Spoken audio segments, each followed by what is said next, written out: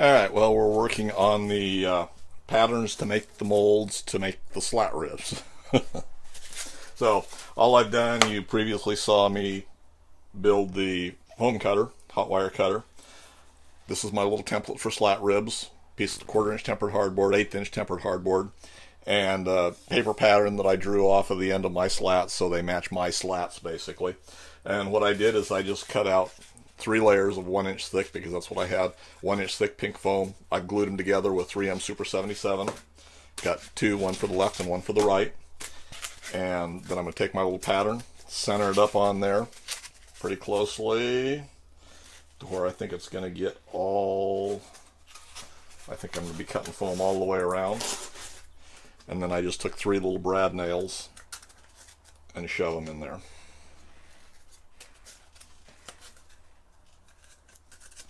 And we're just going to run that around the foam wire cutter, and we'll use that as a guide.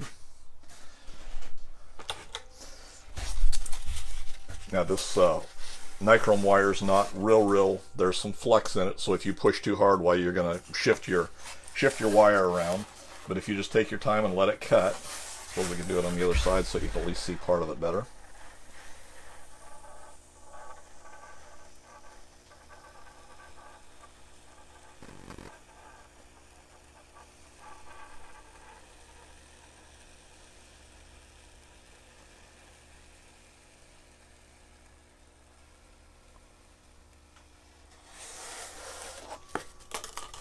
There's the cut we get on the end of it.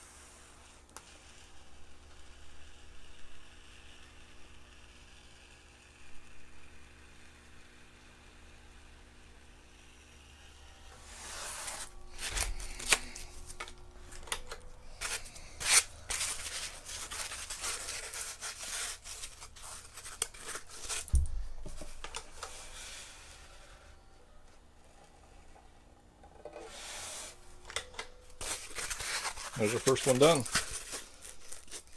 Just pull those brads out. And we'll just sand that to shape. Probably hand sand that. We may, yeah, we'll probably hand sand that. Make sure we got the contours nice. So we'll cut one more out of this one. And there will be our blanks ready to be formed.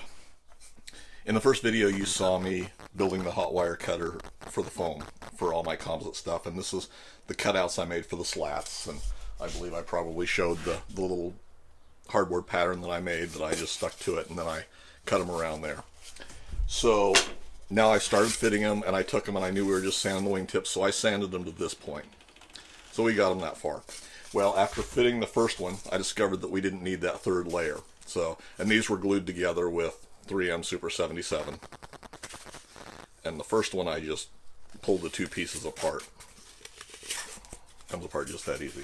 So that's actually more than I needed. So anyway, that's the thickness I need.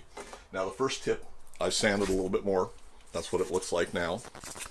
So that gives a little indication. And this was just sanded. I started off with 80 grit, and then I went to 150 of some plain old 150 wet or dry. Just using it dry, and it will sand that fairly smooth. Now there's a little notch in the back that clears the flapper on support that's inside.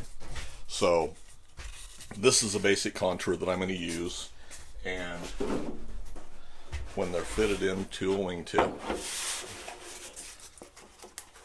sets in there just like that.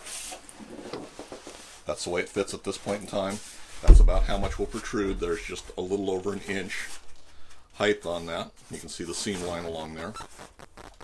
And what I'm going to do next is I'll just finish sanding this a little bit more. It doesn't have to be completely smooth because I'm going to fill it. And I'm working on the other end. And it'll be the same ones for both ends of these. And this one I'll fit down in the same way. And I can take and set it in there where it's going to go, approximately where it's going to go. And we're going to be a little bit too long. I'm going to have to mark it there. And then if I push that in, we can see the mark where it that I have to cut out for there. And I just cut that out with a handsaw. All it is a clearance slot for now.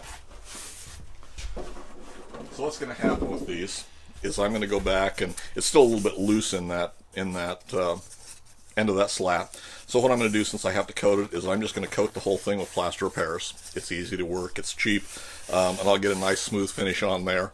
Once I get that done, why then and get it all fitted to where it's going to be the same exact shape as the slat tips I want.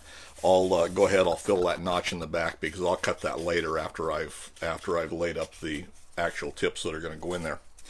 So I'm going to lay that up, or coat that in fiberglass. We'll sand it smooth, get the exact contour and finish we want, and size it a little bit, and then we'll seal it. I'll probably coat it with some clear, get a couple, 3 coats of clear on it, and then we'll buff that out so it transfers to our pattern. Then I'm going to lay that up in fiberglass, and we'll lay that up in a one-piece mold. There's no sense, there's not going to be any draft issues, and that's a small enough pattern that we can get a nice layup in a fiberglass mold and get it to release well.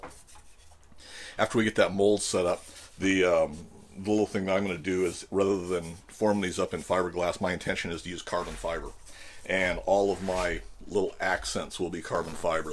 The slat tips, the wing tips, and the flapper-on tips will all be laid up in carbon fiber, as well as a cowl. So the color scheme on the plane is going to be basically white with red accent. I've done all the accessories, the cabin frame and landing gear struts, all of that stuff, or landing gear brackets, all of that stuff is powder coated in red, and we'll do some sort of an accent red stripe down the side of the plane itself, and then these will all be a gloss carbon fiber. So it'll be a little bit of a unique look, I think. I'm kind of looking forward to seeing how it comes out now. But anyway, that's the process we're at now so far. So the next thing, I'll just finish sanding up this other tip, get them to this point, and then we're just going to coat them in plaster and get them smoothed out. So that'll be the little update for now on the wingtips and how I'm forming them and all of those parts. So hopefully that intrigues you a little bit and gives you something to think about for your plane. So if you find these useful, why, you might want to hit that subscribe button if you haven't already. If you hit the bell notification, you'll know when I put out a new video. And any comments or suggestions, leave them in the comment section for me below. Thanks for taking the time to watch, guys. One more little teaser. Okay, here's pretty much the match set of the patterns for the slats. Lines up pretty well. Not a whole lot of variation there, nothing that I'm upset about. Next thing will be to, oh, we're going to stuck together. The next thing will be to add the plaster coating on the outside, build them up just a little bit so they fill the holes in the ends of the slats just a little bit better.